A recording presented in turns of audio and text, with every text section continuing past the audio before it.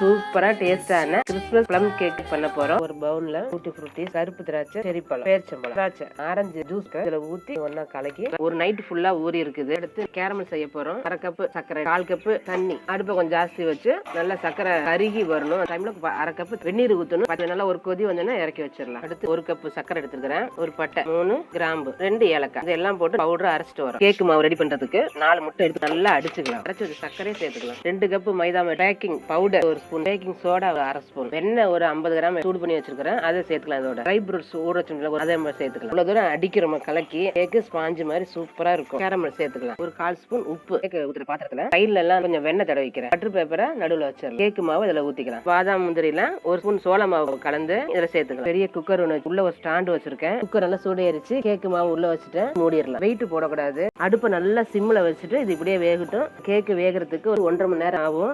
Plum cake ready ஆயிடுச்சு.